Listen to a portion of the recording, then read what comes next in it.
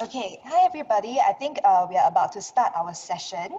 So right now, I think I will hand over this time to Denise, our host for this afternoon.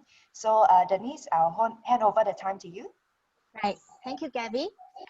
Hi, everyone. Welcome to ASCENT Series, Supply Chain Finance Technology Enablers to prepare for post-pandemic recovery. I am Denise. I'm an SCM Chapter EXCO member. Maybe just a short introduction about myself. So I'm currently with Adara Global Private Limited, and I kind of joined SCM maybe 2 years ago. And my experience with supply chain finance is 2 years ago when I joined Adara Group and kind of set up the supply chain financing platform. Being an accountant myself, finance is always very close to my heart, and cash flow for business is really the key in driving growth. So let's get started. Just a short introduction. This is the SCM chapter. Let me just hide the video panel. Okay, right. So the SCF Chapter Executive Council, we have Jeffrey Tan from the YCH Group as our president, and these are the EXCO members. And about the ASCENT series, really, the ASCENT series is about applying supply chain and technologies, and it's organized by the SCS Supply Chain Management as a form of a networking and knowledge sharing discussion forum focusing on use cases and success stories. So welcome to join us.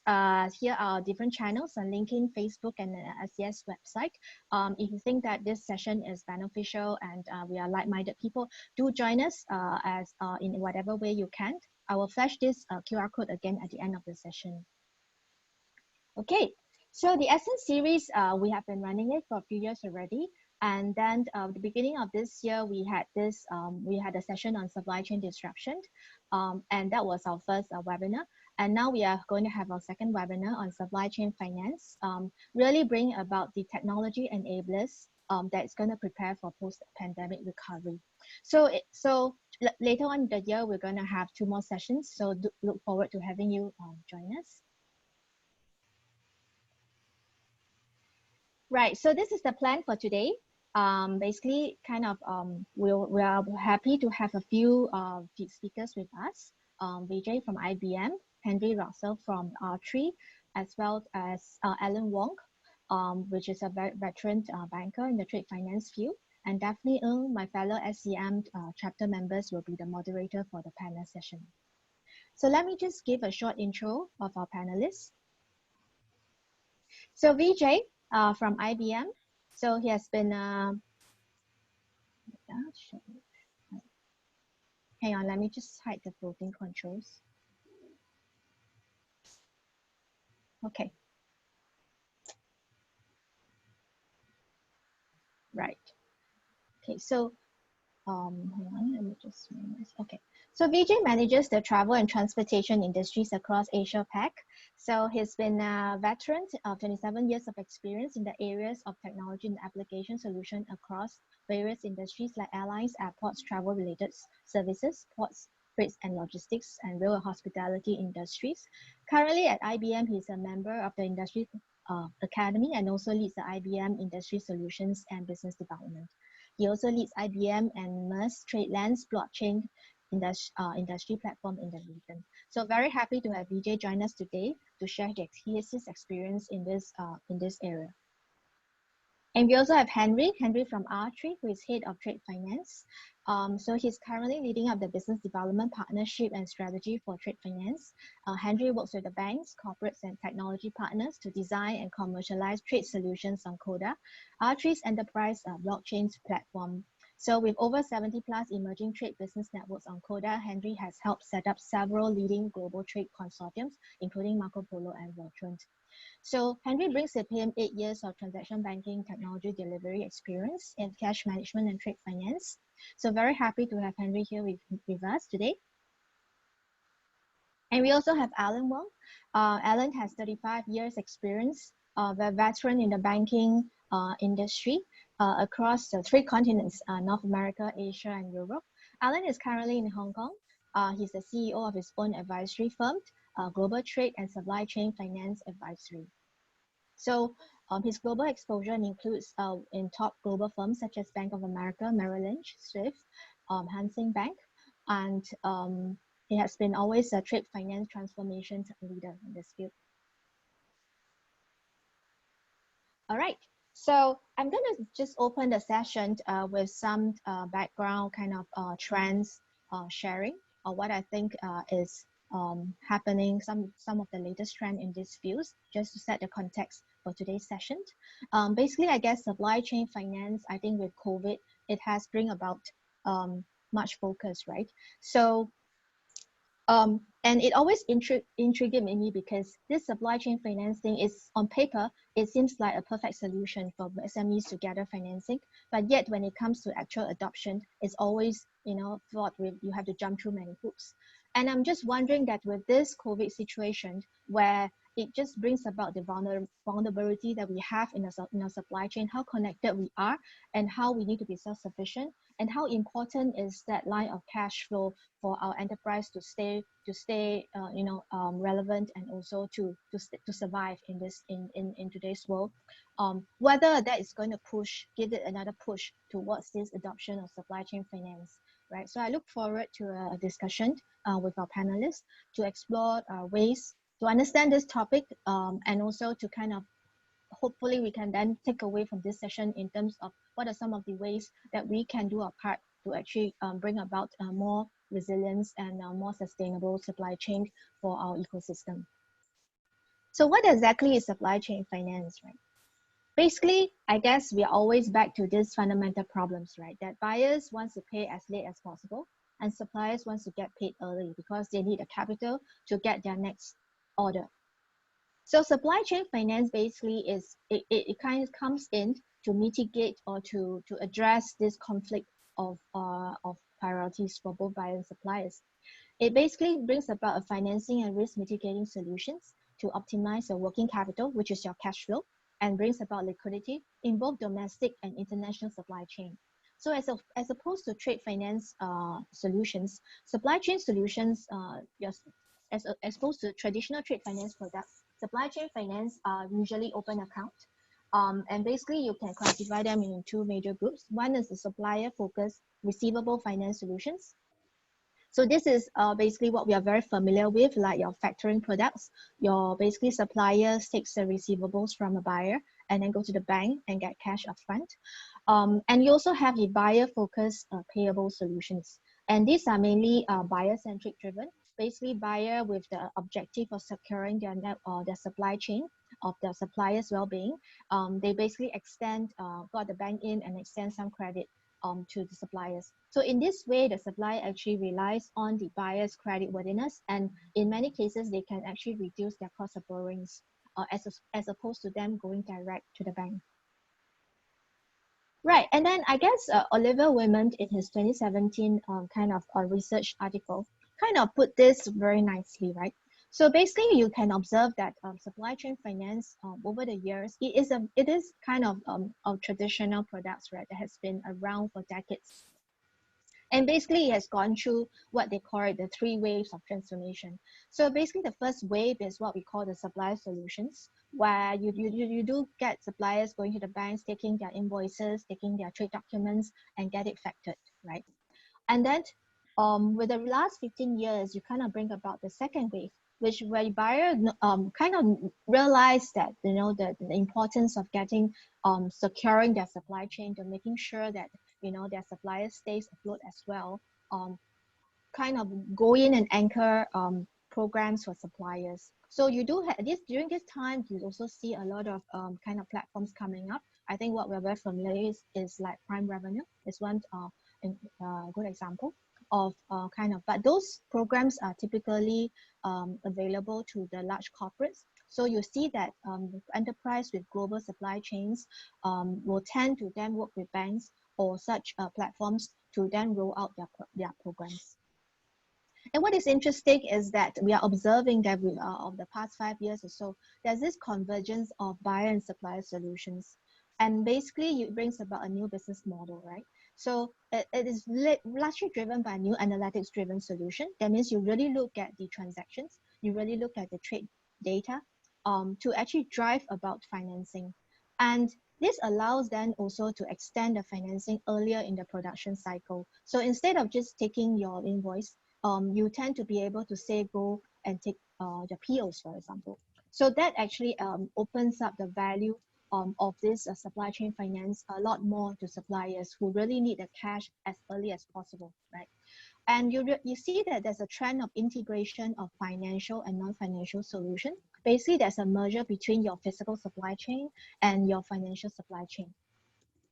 Okay, so this brings about data-driven kind of financing. It also brings about kind of more accessibility to suppliers to get financing. And what it is means really is technology is really driving this trade to become increasingly digital. And because trade is becoming increasingly digital, this provides the backbone to create the opportunities for conversions, right? And so this is really today's kind of topic that we want to discuss, right? What is the technology that is available out there that is helping us drive this trade digitalization that is going to open up the access to financing for our smaller suppliers? And is this, we have been at this for the past few years, but adoption in this part of the world is still quite low, I must say, right? Looking at the SMEs makeup of this part of the world. So is this COVID situation, post-pandemic situation, going to be then the driver or the catalyst for us to then accelerate this pace of conversions between the buyer and supplier solution, accelerating this wave 3, right? And how would it look like in the future, in tomorrow's world, in tomorrow's kind of supply chain finance solutions? So basically that is kind of the topic that we want to discuss today, and looking forward to hear more from the panelists later on. And at this point, maybe I would like to share this PwC SCF Barometer that was done in 2018 and 2019. We kind of consolidate some of the trends that we are observing in the industry. So if you look at it, you see that in recent years, you see more smaller companies are beginning to introduce supply chain finance. Prior to 2012, most of the SCF programs are predominantly dominated by larger companies, and also mainly bank-driven, right? So you see not a lot more adoption with the smaller companies. But this is largely also Europe and American data where they are more mature in this field. What I feel is that in this part of the world, in Asia Pac and especially ASEAN, we still have a long way to go in terms of opening up the access to such financing to our to our mid-size and even the smaller SMEs. Right, and so is SCF still a game for the big players? Well, seeing this survey actually shows there is a lot of potential to drive adoption, right? So basically, you do see more players, more suppliers participation, but then you also observe that the suppliers with poor access to credit or suppliers with financial challenges, they are still not, very much involved in such a program yet. And if you look at it, they are the ones who really need these programs, right? So to me, this actually shows that there's a lot of potential in driving adoption, and there's a lot we can do as a community to actually drive such solutions forward and outreach to our smaller SMEs. And I think the survey also shows some key drivers for successful SCF solution adoption, right? So these are some of the market drivers. New enabling technology is ranking high. Of course, the buyer-supplier cooperation is also important factors. You see globalization and trade growth is driving that trend as well. And really the key is the motivation behind it is this increasing need for working capital optimization and cash flow, access to cash flow for our smaller SMEs. And for our large corporates to secure their supply chain in a more sustainable manner. And what are the factors that hamper adoption of the SCF solution? Basically, I guess it all comes down to costs for the suppliers. So maybe with technology, is it going to bring down the cost further? Because technology brings about the mitigation of risk. So with the mitigation of risk, with the access to data, will banks then have kind of leverage on this kind of transparency to then lower the interest rate to our suppliers.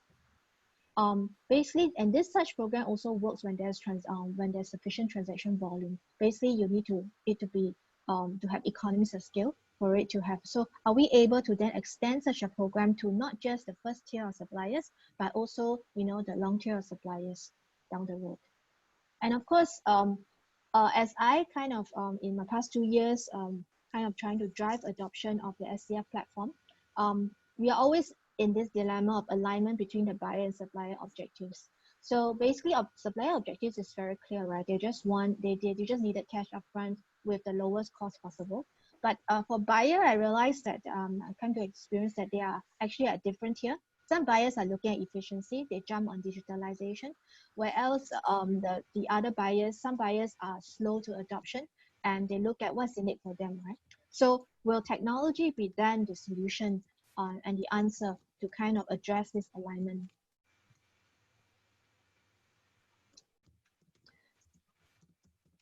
Right, so we are looking at the trend of a more diverse solution. It used to be just bank-led bank solutions, and now we are looking at a more good mix and diverse form of solutions, from mainstream to platform solutions. And what I really find interesting is that these new emerging technologies that are expected to significantly impact SCF, the merging of the physical and financial integration of the SCF solutions, technologies such as blockchain, AI, right? Is it going to kind of merge the two, merging our physical chain with the financial chain, such that there's a lot more transparency in terms of the trade transactions with trade data, with historical data? Will then the banks be able to then allow, provide more access to financing for the smaller players, and of course at a cheaper rate? So these are some of the trends that we are watching, and then we're happy to introduce Vijay, who's going to share with us some of his experience in some of the technology applications in supply chain finance. Vijay, I hand over to you. Denise, Hi. this Hi. is Sundi. Just one request, everyone, there's a chat box at the center of the screen. It is a little bit hidden, but if you have any questions, please type those questions for all of us as we go along, and we will definitely address those during the panel discussion. So just want to let everyone know where the chat box is. Thank you. Vijay, to you, please. Thanks, Sundi. Yeah. Vijay, please. Thank you, Dennis. Thanks, Cindy. Dennis, that was a great introduction. Thank you. And in particular, you talked about 3 technologies towards the end of your slide deck on IoT and AI and blockchain. I'm going to talk a little bit more about how blockchain is one of the key enablers as well. And definitely, IoT and AI also have a big part to play, but today I'll focus more on the blockchain part. I also like the part that you talked about platform economies coming up and platform solutions coming up. And I have some good examples to showcase on that as well. So firstly, thank you everyone for the opportunity, and thanks to all the participants for joining us today. Great work by SCS and the SCM team in organizing this event today. Thank you again. So let me first start with saying that we are in unprecedented times. I think everyone knows about this. There's labor shortages, there is volatile demand, huge inventory fluctuations due to unpredictable demand and supply. So some of you may have heard from the recent research that more than 90% of the top Fortune 1000 companies have tier 2 suppliers in China, specifically in COVID affected areas during phase 1. That was one of the problems for us during the last 3 months. It is also estimated that more than 20% of the publicly owned companies may run out of cash in 6 months if there is no intervention in the near future. So let's see what really led to this during COVID.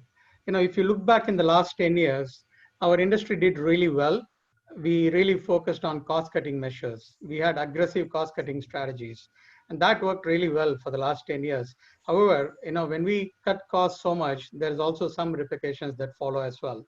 So companies had to reduce costs, but they also started increasing risk at the same time. That's what led to the huge disruption in supply chain, in my view. Let's also talk a little bit about the recovery priorities and how can we adapt to the new normal. We definitely need to differentiate the service delivery. We need to continue reducing operational cost. and we have to ensure supply chain continuity at the same time. So if you look at the latest WTO statistics, the world trade is expected to fall between 13% to 32% in just this year in 2020. That's huge number. Yeah, definitely, this actually says that a resilient supply chain is really what is required to ensure continuity of a strong global trade. So to do that, partnership is key, trust and transparency is key as well. So that's where blockchain comes in. It's not a new technology. It's been around for about 14 years or so. But working on blockchain technologies over the last 3 years, specifically on projects related to our industries, I'm very convinced that it's very suitable for supply chain industries. Saves cost, saves time, builds trust, and connects the whole ecosystem. That's the key part, right? So supply chain over the last many years have got really, really complicated, right? So companies had to rely upon several intermediate companies around the world, and but they're not investing on tracking all those intermediaries in the process. What they need to do is not only connect to their suppliers, but they now need to understand and connect to their suppliers as well, in order to make sure that they understand this. So blockchain is definitely a technology that can help do that. Let me share some survey that we recently did. We surveyed over 1,000 respondents in about 32 industries. You can see it on the slide, 22 industries and 34 countries, to look at what is the value gained from interconnected blockchain marketplaces and how does that facilitate global trade. And the results were really amazing, right? So I can't see my own slide with all the panelists on my screen. Let me just change the view. Give me a second. All right, there we go. All right, so US and China clearly lead the countries beginning to see returns on blockchain investments. Blockchain is clearly a profitable investment. That's come out clearly, because 41% of these activities today are generating positive returns. So within these industries, many industries have taken a leap in this. Banking, clearly, they were using blockchain for many years. Electronics and supply chain and IT industries are all beginning to see return on investment from blockchain as well. Now, more than 90% of the organizations also expect increase of 1 to 10% boost in GDP from blockchain-enabled marketplaces over the next 10 years. That is really, really huge. This can only be possible when everyone starts sharing data. Dennis mentioned earlier on that data is very, very key, and that's what will really drive us towards bringing this ecosystem together and making sure that we succeed as one big industry. So the increase in GDP by 1 to 10% is huge. So if you look at WTO estimates again, they suggest that improvements in data and documentation handling, combined with these new technologies we talked about, whether it's blockchain or IoT or AI and 5G and so on, that could unlock more than 5.2 trillion US dollars per year by 2050. That's $5.2 trillion of untapped opportunity that we are going to aim for as a global industry as we move forward. Now, will that be only a single player? I don't think so. Will that be just a single technology? I don't think so, right? So today, when you look at blockchain adoption, 3 years ago, the people are working with one specific technology or one specific vendor. Now, today, there is a combination of vendors. And then in the future, you can see that there will be more interoperability as well. And this is very similar to how the air transport industry works today. In the air transport industry, CETA actually bought all these air transport companies together in 1940s. Although they compete with each other, they're able to share data within split second with each other, whether it is baggage movement or check-in areas or movement of passenger data or flight data. We are able to share that since 1946 till today. Now, each of these airlines definitely compete with each other, just like how we do in supply chain industries. But you are able to take a flight today from Singapore to Hong Kong on Singapore Airlines. And for example, you can connect on a Cathay Pacific aircraft from Hong Kong to, let's say, Vancouver. Now, these are two different alliances. You are traveling on Singapore Airlines, which is Star Alliance, connecting on to Cathay, which is One World. But yet we are able to price it as one ticket. We are able to through check bags, and we are able to seamlessly manage the business part of it with the customers while maintaining confidentiality as well. And there is also interline and other processes that goes within these airlines. There's also sharing of loyalty points in some cases as well. That's where we will be heading to. In the future, there'll be more of these blockchain platforms coming up, but the interoperability will be really key that will see us succeed. Let me give you an example of what we do on the supply chain areas related to blockchain. So we have introduced TradeLens recently. We run Food Trust, which is also blockchain-based platform.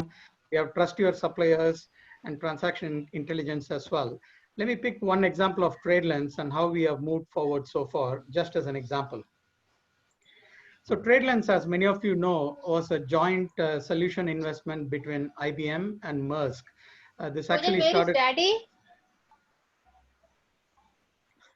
Sorry, is there a question? I think it was a background noise, Vijay. All Please right, continue. okay, thank you.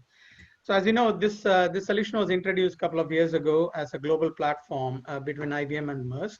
But this is meant to be truly a neutral industry platform that connects the whole ecosystem globally.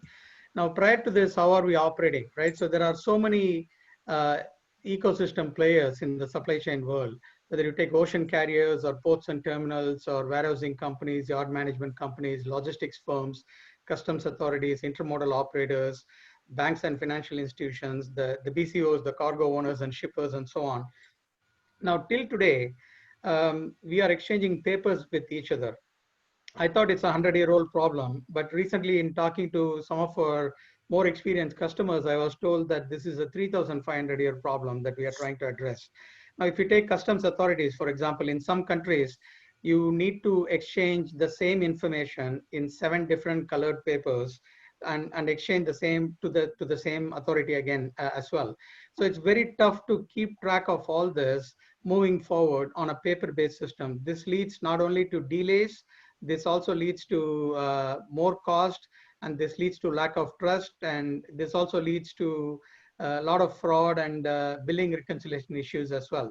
That's exactly what TradeLens is addressing by connecting all the ecosystem on a blockchain-based platform for the first time, on a global scale as well. I would even say that probably TradeLens is the first global platform of its kind, leveraging blockchain as a technology and bringing the global ecosystem together, supply chain ecosystem together at one go. It actually fosters a lot of collaboration and trust, and the data sharing is also managed to the extent possible, and also it's very well defined as well. So for example, the confidential data such as pricing need not be exchanged with all the parties. So with blockchain as a technology, you can actually control who has access to what data and at what time as well. And when the owner of the data takes the data out of the platform, nobody else has access to the data. So it's really one of the best technologies that I have seen that will help us moving forward. So coming back to TradeLens and how we introduced this, this initiative was started in 2018. We went live in December 2018. So from then to today, it's about 1 year and 6 months old platform. But we have come a long way. Initially, we onboarded Maersk, who actually manages 26% of world trade. During the process, we have PIL in Singapore join us, and KMTC in Korea, and SPIL in Indonesia. And also in the mid of June last year, the major carriers like Hapag-Lloyd, CMA CGM, MSC, Ocean Network Express, which is the 3 Japanese carriers, NYK Line and Mitsui Orient Lines, they all agreed to join as well. And some of their onboarding is going on as we speak. In parallel, the ports and terminals got connected. So today, more than about 100 ports and terminals are directly connected to TradeLens. And there's about 600 terminals that are feeding information into TradeLens as well. So we've come a long way in the last 1 year and 6 months, bringing this ecosystem together. So how does that work in real life? Now, instead of moving papers, you now have immediate access to the movement of cargo, event information, as well as the documentation that are related as well. So the BCO, the beneficial cargo owner, connecting to 3PL or 4PLs they work with, and the intermodal operators, and you can see the whole chain going on the import side and the export side. Typically, we track all these data manually or semi-manually today through phone, fax. We go to different websites. We get about 20 to 30 different events that we manage during the movement of a container. And you know that 80% of the world goods goes through sea and through containers as well. So with those 20 to 30 different events, it's very difficult to figure out what is the correct status and also accord payments based on that. Through this platform, we are able to collect more than 120 events near real time and provide it to all the ecosystem players at one go. Likewise, you're also able to exchange structured and unstructured documents at the same time for the first time as well. And we are shortly working on introducing electronic bill of lading as well, and working through many leading industry associations to that. So this is clearly one good example of how we are connecting the ecosystem, where not only the supply chain players, but also financial institutions such as banks and insurance companies and others participate in this platform as well. Standard Chartered Bank, I'm very happy to announce that they are the first bank globally to join TradeLens. We introduced the Bill of Lading Verifier solution in November. They joined in December, and their onboarding and implementation is going on as we speak. So you can see how it actually brings everybody together, including government authorities like customs and others too. And there is no way to manage any fraud. And this also clearly helps us to eliminate any billing reconciliation issues as well, and fosters trade to a different level by sharing trusted data across all parties. So where have we come so far in the last year and 6 months? On an annual basis, we have started tracking more than 800 million events. That is just based on the Maersk data that we have today. Other carriers are onboarding, which means that by the end of this year, we should be able to manage roughly 60% or above of the world container movements on one single platform. And this platform then can interconnect with national trade platforms that exist today, or port community systems, or even integrate with other platforms that come up regionally in many parts of the world, just similar to how the air transport industry operates today. Likewise, on the documentation, we manage on an annual basis about 5.5 million documents. But if you go to tradelens.com on the public website, you will see a real-time count of all the events we are tracking. So we've crossed over 2 billion events so far since we introduced the platform, and we've crossed over 9 million documents electronically being transferred as well. So this is clearly one good example of how we are bringing the supply chain industry together, how they are leveraging new technology like blockchain, and then moving forward as an industry for mutual success. So in conclusion, now I think blockchain technology is definitely ready, and it's in production in many cases. Like I said, it's a profitable investment. It's extremely well suited to address our supply chain challenges of today and in the future. You can join the existing networks, or you can actually create a network based on your specific need as well. So blockchain is a team sport, so it's not for one individual company or so on. But for a diverse industry like ours, this is one of the best technologies that we can leverage as we move forward. So I will pass it back to Dennis. Thank you. Thank you, Vijay. It's good. It's very heartening to see that we are making traction in a 1,000-year-old problem. So 3,500 years old. Oh, 3,500 years. Wow. Yeah, I was educated on that only 10 days ago. Yeah. I just learned that Denise today, but thank you, thank you, Michelle. Yeah. You never know. It's time passed, right? It's been with us for 3,000 over years. Okay. Now I'm happy to invite Henry next to present to share his his experience in these applications of technology in supply chain financing. Henry, over to you. Great, thank you. So first, thank you to SCS for inviting our three and for everyone listening in. So for my section, I wanted to cover a couple of things. I guess first, how industries have responded to COVID, where looking at specific examples for companies that have been using blockchain and how it's impacted them, and where we see the future of trade looking like, and how blockchain is part of that. So I think maybe just I thought it'd be good for us to focus on slightly different industries and make it a little more local. So I wanted to share as an example how industries have responded to COVID in the last over the last few months within the trade finance, commodities, and telco space. So maybe start with trade finance. So I think, like most companies, banks as well had to, I guess, think about business continuity. And part of that really meant looking at working from home, making sure that people have laptops, and VPN, and remote connectivity, and putting the right processes and controls to adjust to that new norm. So in that sense, banks have had similar challenges. But I think specifically for trade finance, what we've noticed is that they've with banks, especially for documentary trade, is really focused on risk mitigation. A lot of it's been around just not being able to manage paper, so not being able to receive paper, not being able to examine it. A lot of times what happened in the past is that operational staff would potentially be looking at multiple documents and having to do 4-eye checks, and doing that from your laptop screen at home versus multiple screen has resulted in obvious productivity losses. But there's also broader things related to, can we use electronic documents? Are electronic signatures allowed? Are certain types of negotiable title documents allowed? And so just digitization has always been a challenge, but I think we've felt the brunt of it with COVID, and banks have been responding. So I think one is they're doing a couple of things. One is they expanded their use of digital channels. Sometimes that means adopting blockchain-based trade finance solutions. For one of the banks we're speaking with, HSBC, they said that 88%, they noticed an 88% increase in customers using digital channels relative to branches or other channels. So there's a lot of focus there. We see a lot of banks now, along with governments, putting around rules related to the temporary allowance of electronic documents and signatures. We think this is very important. And then also looking at new processes and controls. So if someone's working at home, how do you prevent data leakages or breaches in data confidentiality?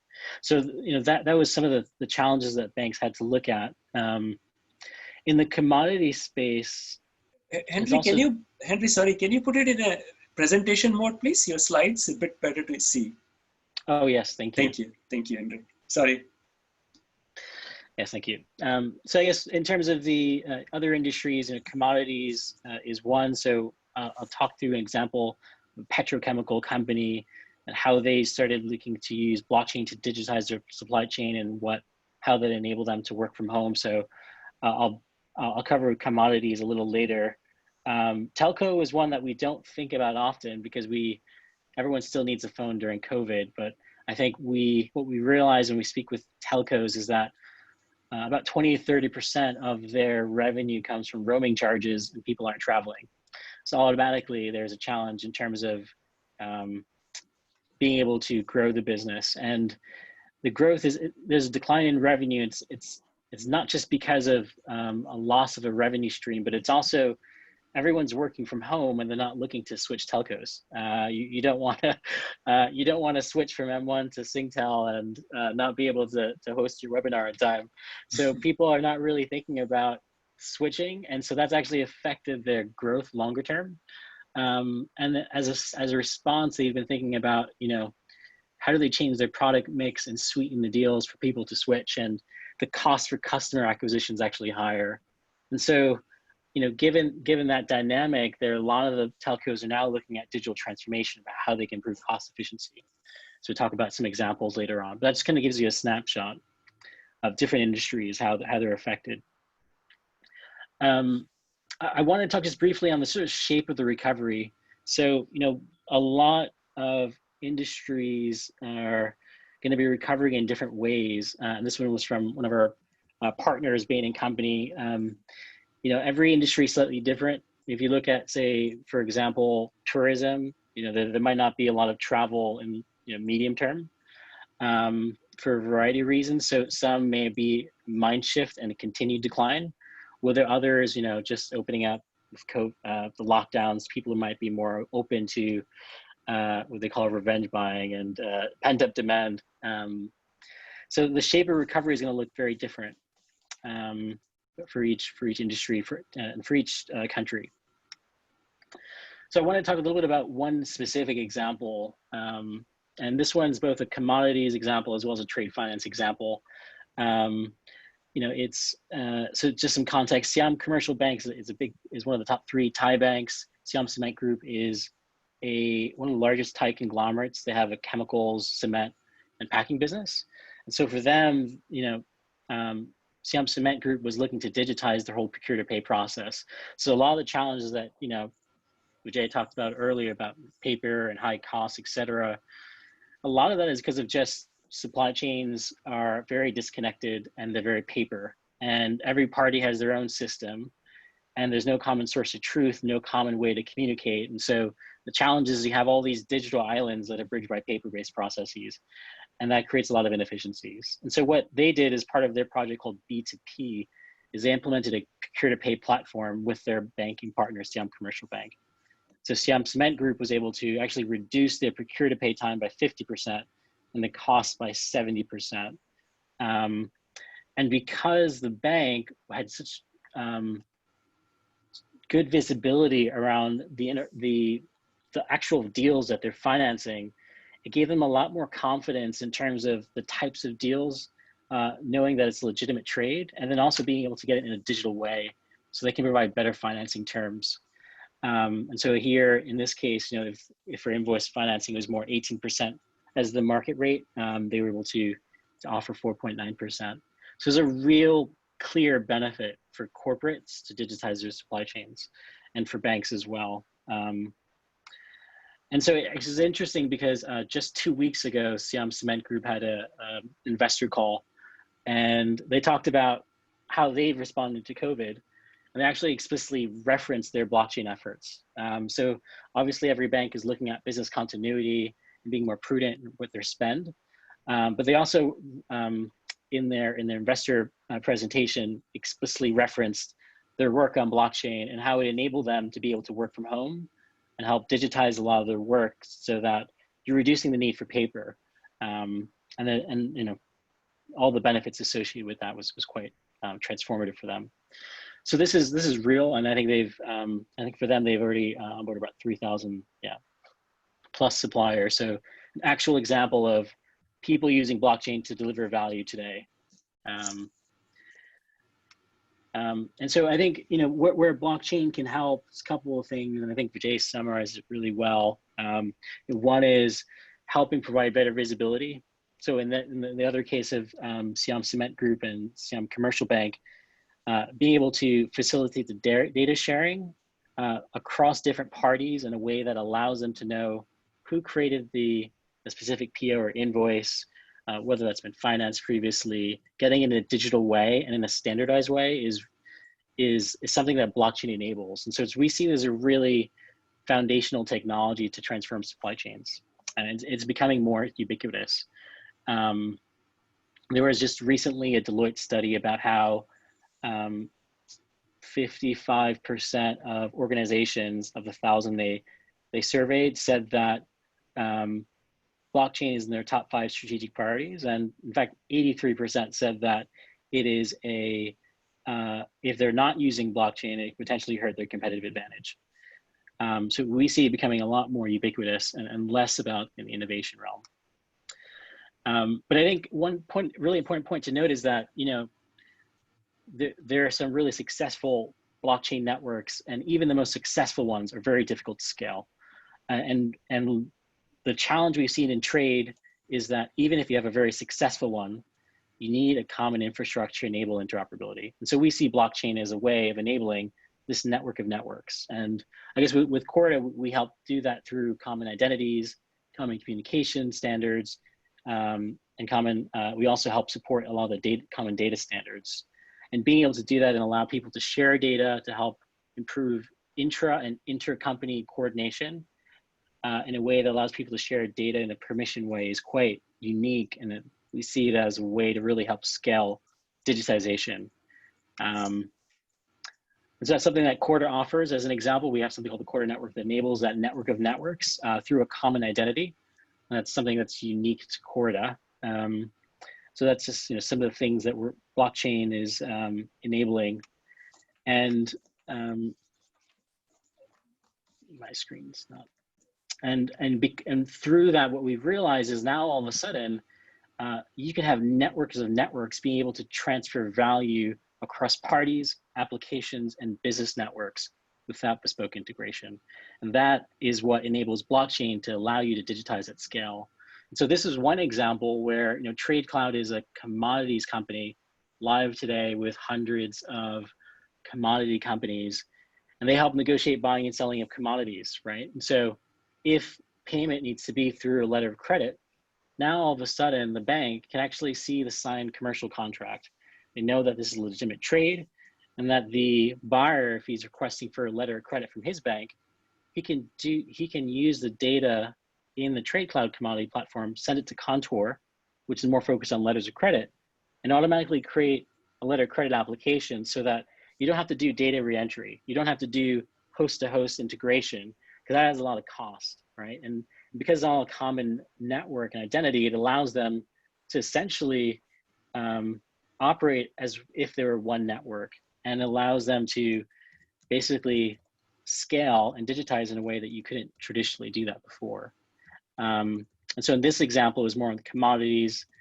Again, Trade Cloud is more on the focus on buying and selling commodities, Contour financing, and they've integrated with a lot of the non-blockchain networks as well. So we think that's quite key, something that blockchain enables. And I guess the last thing that was really I wanted to mention was really that the blockchain, you need common standards. So one thing that R3s did was we helped contribute to the setup of the Digital Standards Initiatives as part of the International Chamber of Commerce. So it's a common, nonprofit, open technology standard, allows people to develop common data standards, technology standards to allow all these different business networks to interoperate. So TradeLens, R3, BAFT, and other organizations are part of this. And I guess, as you're thinking about building out your own supply chain platforms, it's important that you contribute to the industry initiatives, because it helps enable interoperability, and it's a joint responsibility. It's not just for the technology company. So please, if you have questions about it, we're happy to chat about it later on, but I just wanted to highlight this one. And that's it really from my side. So if you have any other questions, I'm happy to discuss afterwards, and my email is there as well, in case you're interested in chatting later on. So with that, I will pass to Denise. Thank you. Hey, thanks, Henry. Well, it's a very, very nice sharing of the applications of blockchain. And it's good to see that there is not just a buzzword, but it's actually translating into tangible benefits for enterprise. So, well, now we are ready to move on to the panel session. Let me just...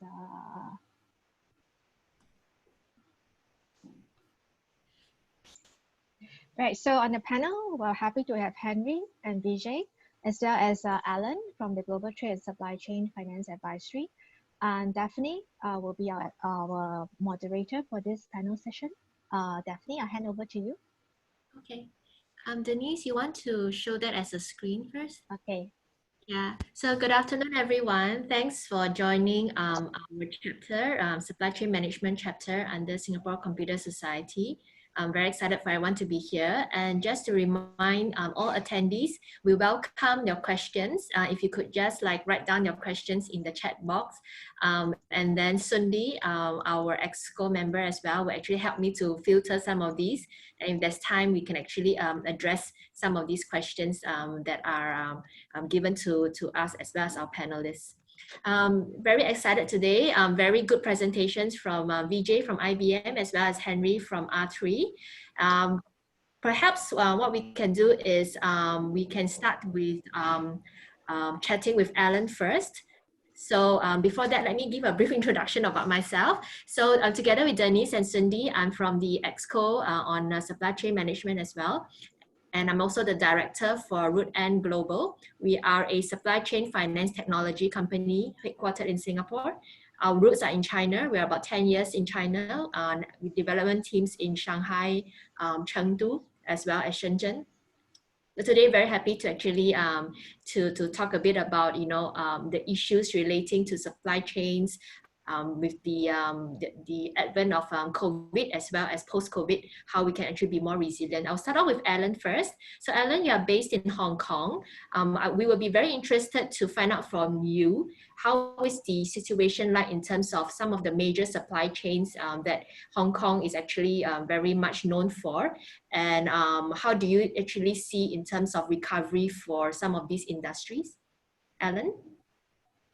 Thanks, Daphne. I think certainly it's very challenging times right now in Hong Kong and elsewhere because of the COVID-19 as well as the US-China trade war previously. I think Hong Kong exporters are experiencing financing gap in terms of working with banks and factoring companies. I think the FIs are certainly tightening up the supply chain finance because of what economists so-called insolvency storm of some of the buyers located around the world. So getting financing is not easy in today's environment. And that's why when I listened to Vijay and Henry talked about data-driven supply chain finance, I think that's the future of trade finance, because data transparency is important for banks to analyze the payment behavior of a certain supply chain, how fast they are paid, and so on, rather than relying on bricks and mortar collateral risk mitigation type of assessment. So I think that's important. In terms of the future of recovery, I think that certainly this year will be tough in my view for economies to recover. But I think starting from next year, hopefully there won't be a second wave coming. And I think that's where business will pick up again. But because from what I learned from some of my clients, the problem with supply chain is that because of US-China trade war, some of the China supply chain has been migrated to, for example, Vietnam. But for certain industry like electronics, they still need certain essential electronic component from China. So hence, there is still a delay in delivering the product to the ultimate buyer. So I think those are the challenges that some of the exporters are facing in today's environment. I'm going to stop here to see if there's any further questions on my comments. Yeah, yeah, I mean, just furthering on this, I think pre-webinar, when we had the session together with the panelists, we also talked about, how access to financing, for example, in your experience in Hong Kong, it actually spans across all spectrums in terms of company size, from the smaller guys to the large guys. And continuing on that, I was actually curious to ask Henry. Henry, just now there was a slide where you mentioned that there was this, for the Siam Commercial Bank project, there was the possibility of reducing the lending interest rate from, I think, 18% to 4%. How is that possible? I mean, for that particular project, how does it work? Yeah, so that was a quite interesting one. We had the president of Siam Commercial Bank present about last year, and they talked about it. What he said was that, well, he kind of threw down the gauntlet. He basically said no bank can compete with him in terms of financing, service levels, or cost, because they're directly embedded in their customer supply chain. And so their ability to get data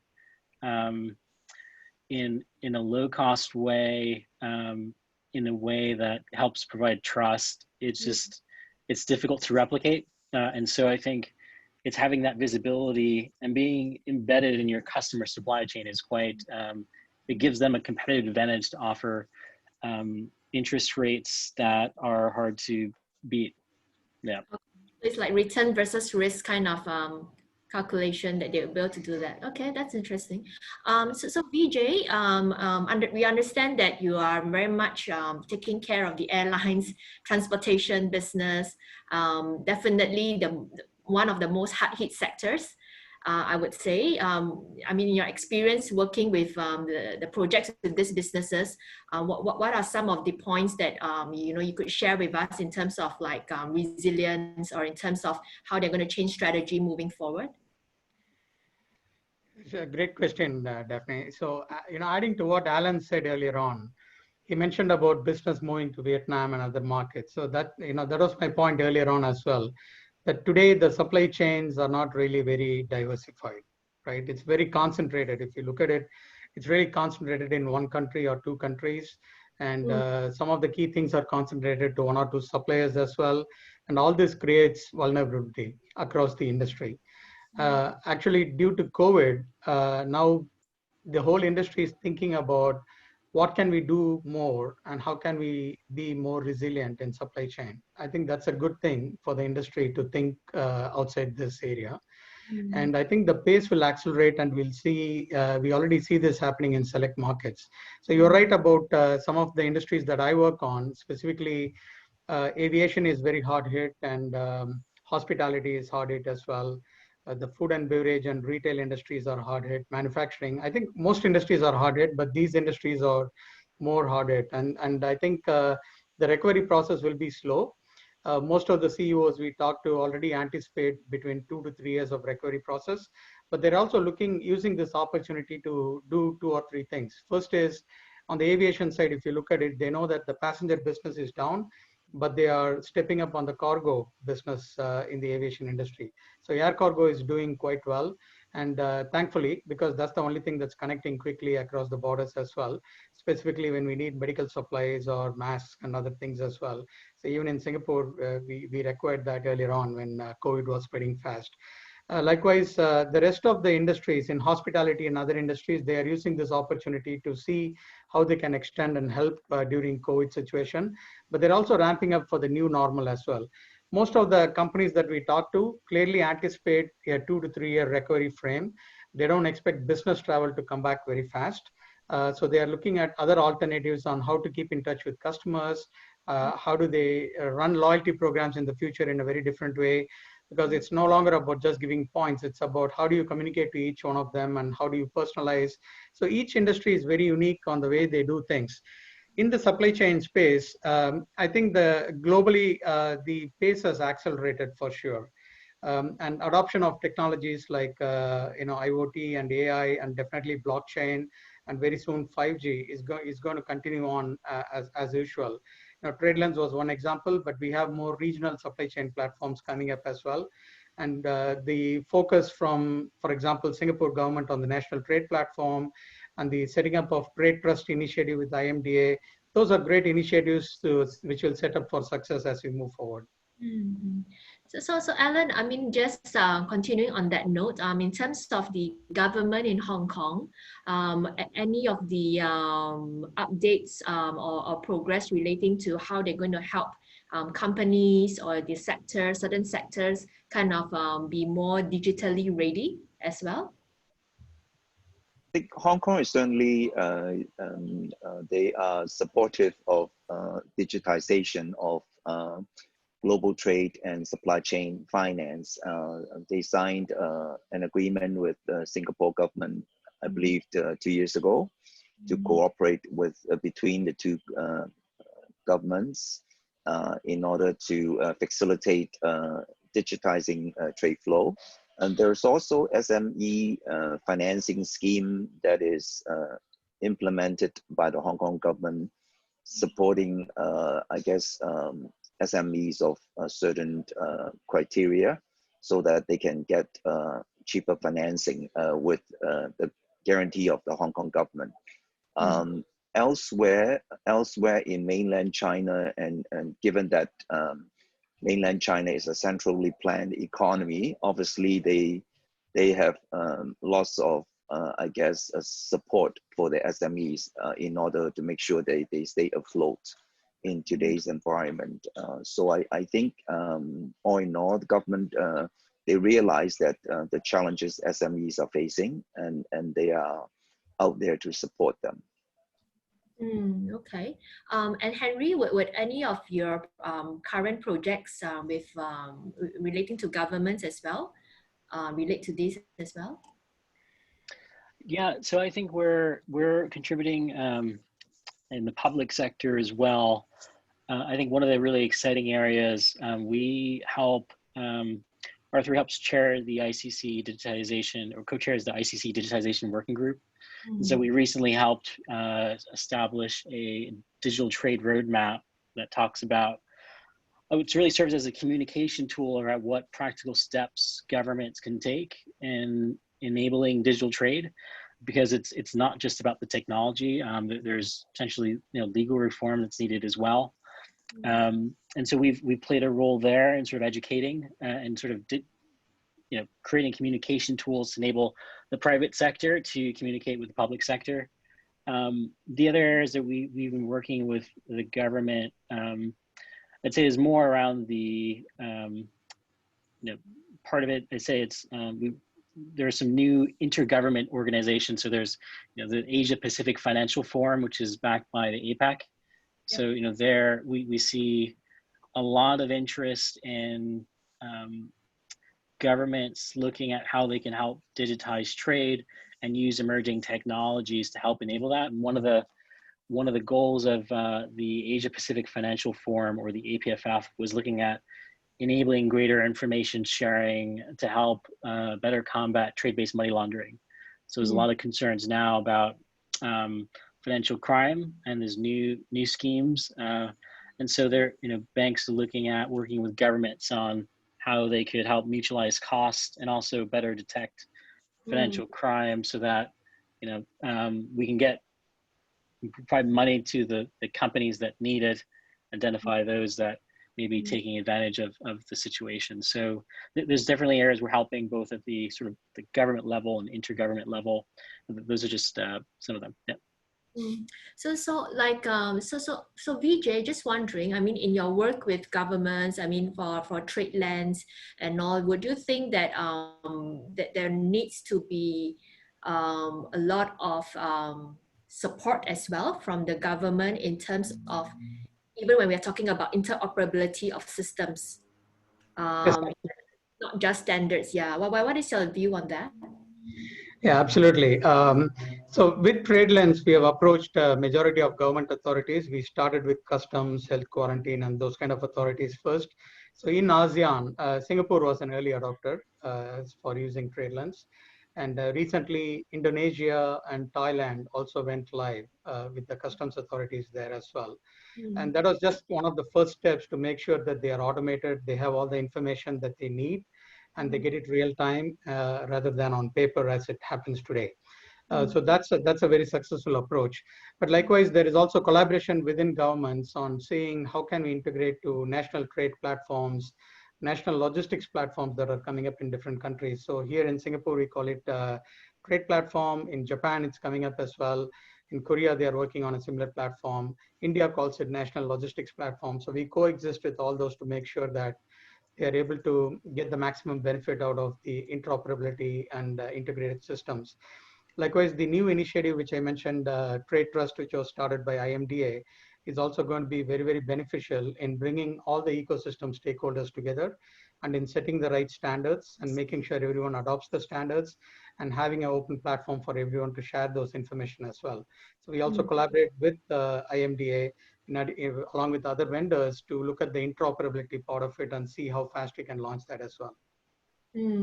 Okay, and that would be interesting, because I think I was mentioning to some of the panelists during our dry run about the recent RCEP agreement, which is the Regional Comprehensive Economic Partnership Agreement to be signed this year, and it's set to be the world's largest trade pact to involve about 10 ASEAN countries. And then there is this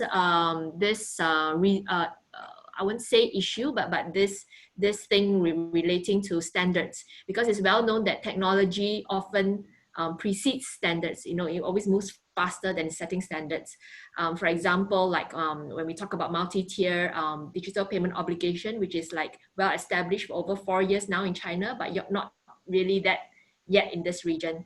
So how can we do better in setting these standards? And I want to like check with Alan, like do you think that, you know, in your work with your clients, you know, are they able, for the smaller clients or the mid-sized companies, are they able to kind of keep up with these standards as well. Yeah, because they may not have such a big budget in terms of like waiting or be very in tune with digital transformation as well. In my view, I think I worked for Swift for 3 years in the past. The challenges that SMEs faced with is that they don't have the budget to follow the latest technology.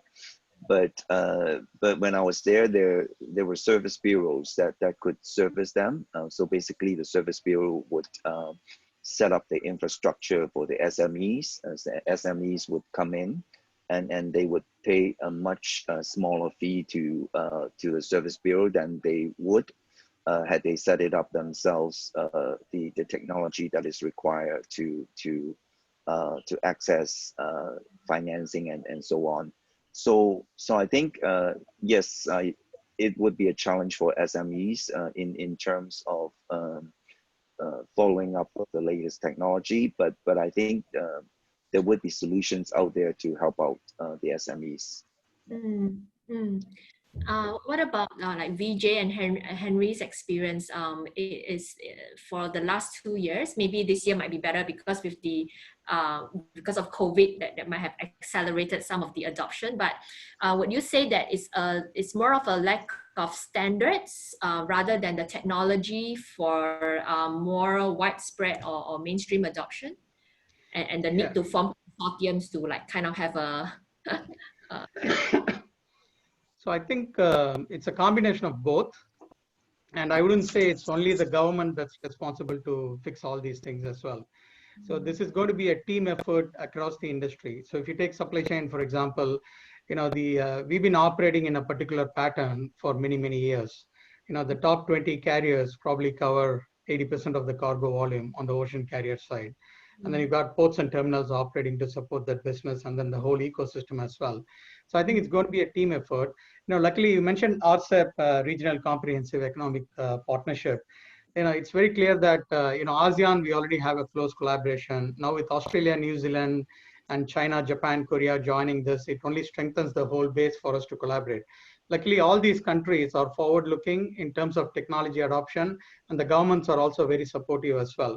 And they know that there is one single thing that can bring everybody together is this technology. So clearly, you will see more of that.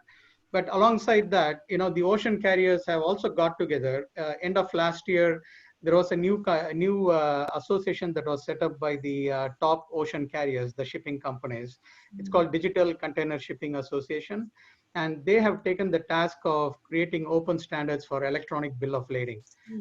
Bill of lading has been on paper all along, since I started working in this industry. So for the first time, we are discussing standards for EBL as well.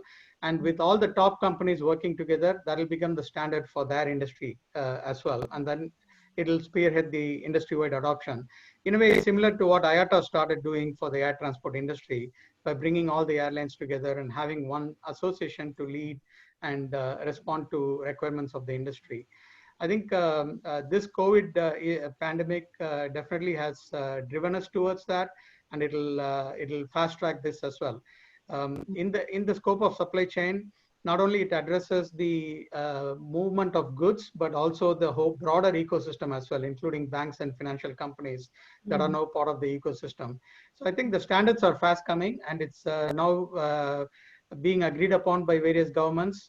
For example, on the trade lens side, we already have clear standards on who shares what data and when those data is shared, who can access those data. All those are clearly laid out. You can actually download all this from tradelens.com on the public website as well. So, and we can constantly add to this and create industry advisory boards to manage this as we move forward. So clearly the new associations like Digital Container Shipping Association and their move towards EBL is going to help as well. And that will complement the work our governments are doing in ASEAN, APAC, and other countries. Yeah, so definitely. Yes. Sorry, definitely. This is Sundi. There are a number of questions coming from the audience. So should we just let me offer a couple for the panel, because this is fantastic conversation that we are leading. So maybe I'll just ask. So builds on Alan's point and Vijay's point. A lot of questions on SMEs. So we have talked about the CM Cement, the very large companies, but how does blockchain, Alan, this is a question for you and Vijay and Henry, actually all three of you, on how does blockchain, how does FinTech really enable the small players who are very important for the supply chain? That's a question that is coming. And Alan, one more question for you, specifically in the Hong Kong space. We have talked a lot about governments, but the big commercial player in Hong Kong and China is Alibaba, right? So can we be doing something interesting with players who are not necessarily government players, but they can also have a role to play with the smaller companies? A couple of people asked those questions. Maybe Vijay, you can start. Alan, you're on mute. Sure, I can answer your question about the Alibaba observation. Alibaba is, yes, they're active in the Hong Kong market. They have a fintech company called Cupital that basically leverages on the Alibaba system. So basically they're targeting the suppliers that are on Alibaba system, and also lining up the financing parties to finance suppliers on the Alibaba system. Alibaba is just one of them, but then there are other e-commerce systems that are also in the Hong Kong market. There are various fintechs as well. There's the Fun Park and there's VeloTrade, and there's others that are present in the market that are providing financing to Hong Kong exporters, and primarily they are SMEs. There are 300,000 SMEs in Hong Kong market, and the sales turnover typically they are in the $1 to $5 million US sales turnover range. So that's, I think, the availability of e-commerce financing that is happening in the Hong Kong market. Okay. And then there was a follow-up for Vijay also. Yeah, please. Yeah, let me address the second part of your question, which was on how does the smaller players start adopting technologies or make use of all these, right? So I'll give two parts of answers to this, right? The first is at a very high level, we don't really expect everyone to be learning these technologies to be able to using it and adopting it. So today, all of us use Apple iPhones and Android devices, but we are not specialists on the operating systems, but we know exactly what to use for our business purpose or personal requirements. And that's what is required when we adopt the usage of blockchain, supported by IoT and AI and others as well. So it'll be very easy and simple to use for the user, and it will be through a browser-based or an app-based that people can use through their handheld devices as well. How can they get access to this? Now, if you take an example of, I'm just picking a name, let's say Nike as a BCO, as a beneficial cargo owner and a key shipper, is joining a large platform and starting to manage that particular blockchain node for their ecosystem of suppliers. They will not only connect to their key 3PLs or 4PLs, but they will actually connect to their whole ecosystem as well. So that will also include the last mile delivery or the smaller players that we are talking about as well. Now, of course, they won't have access to all of the data that is involved in the movement of those goods, but specific to their business requirements, to those small players you mentioned, if they are moving, for example, from warehouse to the yard, that to do that better, what sort of information do they need, that they can access through that particular platform, and it's a permission platform, so that's how they get to access these. So I think the adoption, we already see it happening. That's why I mentioned that we've crossed over 2 billion events on the platform already, and there are similar platforms coming up on regional scale as well. So this adoption is bound to speed up in our part of the world as well. Thanks, Vijay. Definitely, I'll give it back to you. There are more questions coming, but please continue, and then I will go through it and give it back again later on. Yeah, I have a few private questions as well. Thanks for all your questions. Yep. Yeah, so we talked about governments, we talked about impact on businesses, we also covered a bit about standards. I think what would be interesting is to talk about people people, the most interesting one. So when we're talking about digital transformation, we're talking about new technologies. Maybe I'll just check with Henry first. So I wrote down just now when you were presenting, there was this onboarding process. What was the experience like onboarding like 3,500 suppliers? You know, how was the process like? Was it more like a hybrid? Because this would actually be kind of applicable as well in terms of how, you know, banks or core enterprises are getting their smaller suppliers or smaller buyers to kind of onboard on a technology platform. So I guess it would be interesting to know how was your experience like, or how was R3 experience like? Sure, yeah. So I think the, you know, for the SMEs, as Vijay mentioned, usually what companies do is they'll provide alternatives so they don't have infrastructure requirements, allowing third parties to manage the technical onboarding. So it's transparent to the user and they can just log in through their web portal or interface. So in terms of technical onboarding, typically SMEs, companies don't usually impose infrastructure requirements for them to participate in these networks. You know, but there's, and what we've seen is that there's a lot of new interesting solutions related to know your supplier and know your customer. And so I think what we've seen is that there's a big push for people to adopt digital identities and enabling them to use that across a multitude of use cases, so that from an SME's point of view, it helps reduce the duplication of work of going through so many onboarding processes for different buyers, you know, to different banks, to different governments. So to the extent that they could standardize some of that, I think that'll go a long way in helping ease the overheads for SMEs to participate in these type of networks. So there's definitely a lot of solutions there that we see. But yeah, it's I guess they're being adopted in different pockets, different industries, different countries. Yeah. So on the note on SMEs, there is this question. I will post this to Ellen. Do you think in your work, are we doing enough to make the technology accessible to SMEs? Certainly, I think there's room for improvement. In my view, there's SMEs. Usually, when they log on to a system, they're usually logging on to a buyer-driven supply chain finance program offered by certain banks like HSBC or Citi or JP Morgan.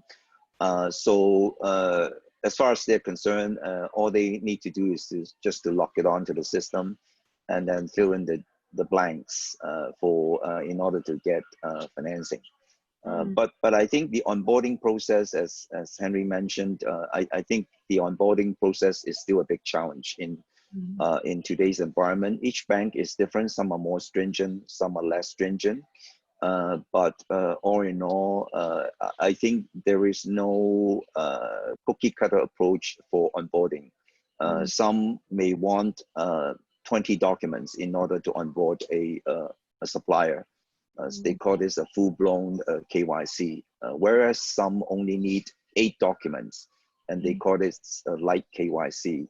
So at the moment, it is scattered around the place, and there is no one-size-fits-all onboarding process. So I think certainly there is definitely more work cut out for us in terms of making it easier for SMEs to be onboarded. So Vijay, coming from IBM, you know, would you have some of the numbers, or can you share about how is adoption like on a global scale, specifically in APAC or ASEAN? Yeah, sure. On a global scale, you know, it differs from platform to platform, obviously. You know, I talked about many examples today. You know, Food Trust is a different initiative for a different set of industries. But on the trade lens, since we talked about it a couple of times and shared on the slides, the adoption has been fantastic. So if you look at the global coverage on ports and terminals, we've got majority of ports and terminals covered.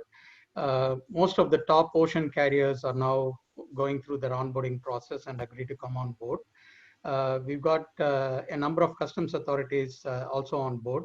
We have to go through this progressively. You know, we are not going to be no one's going to be able to launch a platform on the first day and bring all of the ecosystem participants at one go. That's not possible. So even when we launched TradeLens with starting with Maersk, we had to progressively scale to other ocean carriers and then move on to bring on board ports and terminals. And that brings us more experience. Then we get to customs authorities, and then we get to logistics companies, and then we get to the BCOs, and then to the banks and financial institutions. So we go through this step by step so that over a period of time, we can bring everybody on board a single platform and then manage that as a neutral platform for the industry on a global scale. And then interoperability is taken care of by connecting it to regional, local platforms as well. So great feedback so far from ASEAN and Asia Pacific as well. So I think Singapore was definitely the early adopter. We had Pacific International Lines, PIL, which joined even before TradeLens was named as TradeLens. We had Singapore Customs and of course PSA as well, Port of Singapore Authority.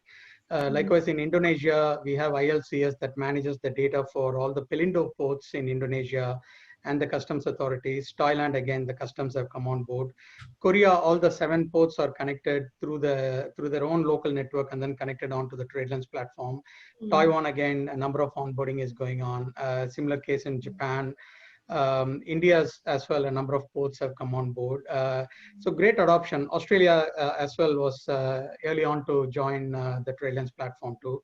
Patrick terminals in Australia and all those the local agencies, government authorities have also come on board.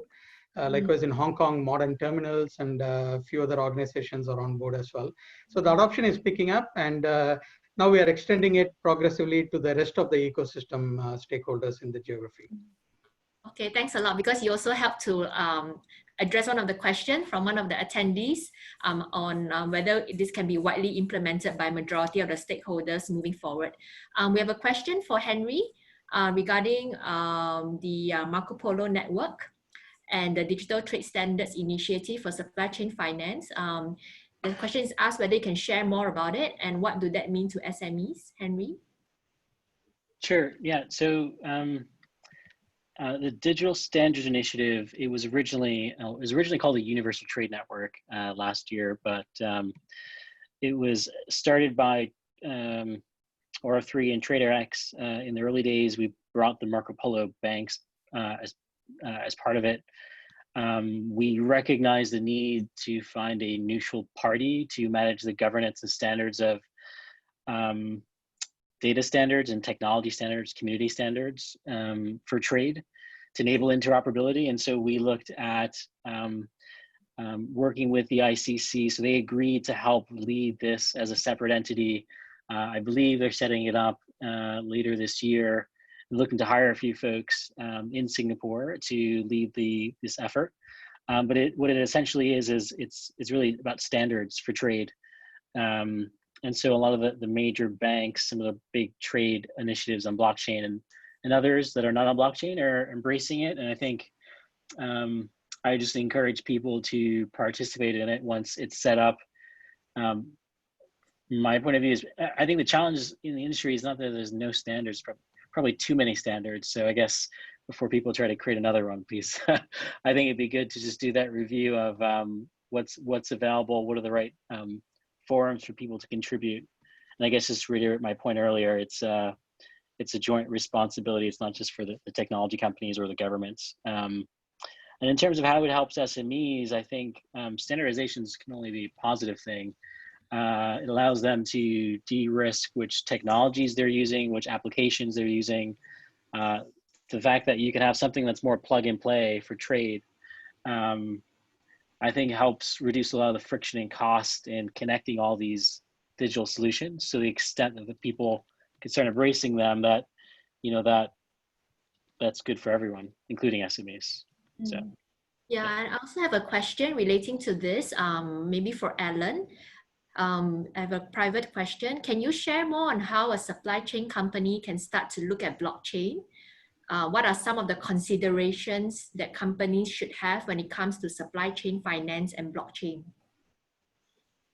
I think for supply chain finance company, basically they need to look at how they're going to set it up with home, because currently there are various players in the blockchain market. So they need to, first of all, pick the blockchain supply chain provider that is suitable for their requirement. And then they need to also survey their customers. How many of those customers would be willing to test it out on the blockchain side of things? So I think those are important criteria in terms of getting it started. And of course, the IT team would have to, first of all, interview a number of players in the market and then decide with whom to work with. So I think that's kind of an initial step for consideration. Mm. Daphne, there is a follow-up, there is a follow-on related to Alan's point. May I just bring that question? Yep. Thanks. So Alan, maybe you can build on this, and probably Vijay also. A very good question on, we have talked a lot about blockchain and fintech infrastructure. So this person is asking about the application layer. So Vijay, you were at Oracle for a number of years, and of course IBM also has applications. So the question here is, what can application providers like SAP, Oracle, Microsoft, Infor, what role do they have to play on top of a blockchain platform, on top of a fintech solution, to make the digital capabilities available much more easily? Vijay, you are on mute, so maybe you can start while Alan and Henry will join. Yeah, sure. Thanks, Cindy. It's a great question. Like I said, blockchain is a team sport, so it's not going to be just one single organization doing everything. At the same time, all the investments these companies have made over time is going to be definitely leveraged as we move into the blockchain-based platform solutions as well. So if you take the same example as TradeLens or Foodtrust or Weedout Trade and other solutions that are out there on the blockchain space, all those are getting integrated to backend systems as well. In the end, you don't want to put 2 or 3 different monitors in front of people to access various levels of information. So the backend integration is also being addressed at the same time, so the companies can seamlessly access the data and then share it to their backend systems as well.